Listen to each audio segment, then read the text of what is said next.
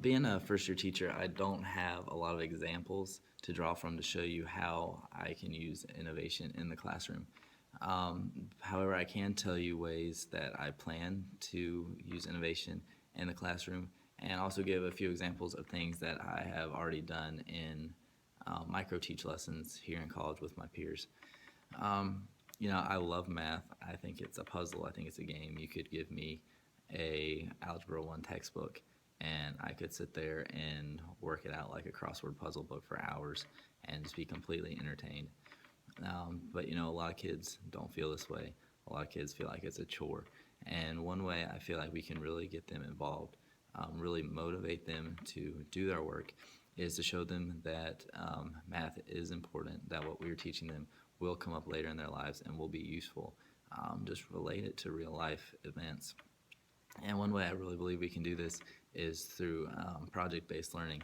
I feel like whether you are graphing your favorite athlete's stats, projecting to see how they'll do in the future, or you're figuring out the area to bedrooms in a house that your parents are looking to buy, seeing which one's bigger, just because it looks bigger on the blueprint doesn't mean it actually is bigger.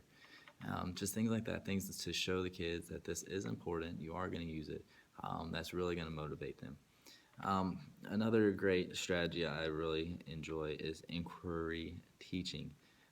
I love asking questions. I honestly love picking on those kids who I don't think are paying attention, just to keep them on their toes.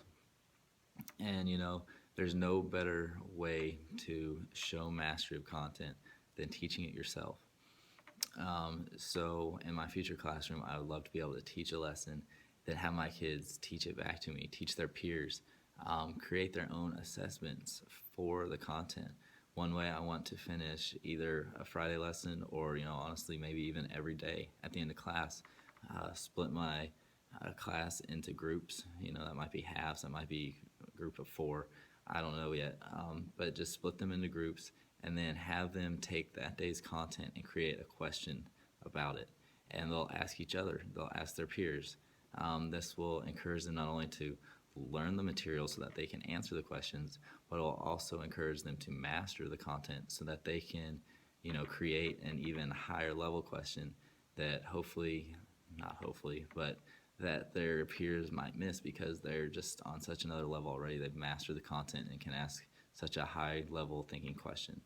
Um, Another thing, I'm not a huge fan of homework. I feel like, if you can answer 5 questions, if you've mastered it in 5 questions, then what's the point of answering 25? So I really love the flipped classroom. I think that's a great innovative technique. I feel like that maximizes classroom teaching time. And at the same time, it eliminates the need for doing so much homework, and at the same time allows the kids to have something at home that kind of keeps their mind in sync and in check with math and the content that we're working on in class, so they don't just lose it overnight. It eliminates the need for homework, but allows them to still keep their mind focused on what we're doing that week. So I really do love the flipped classroom.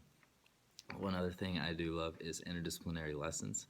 I enjoy interacting with other teachers to be able to show, just once again, how you can relate math and science and history and PE and all these things together. I've took a class here devoted to interdisciplinary lesson plans, and I've taught math with PE, I've taught math with history, and all sorts of other things. It's a great way to show the importance of math in everyday life.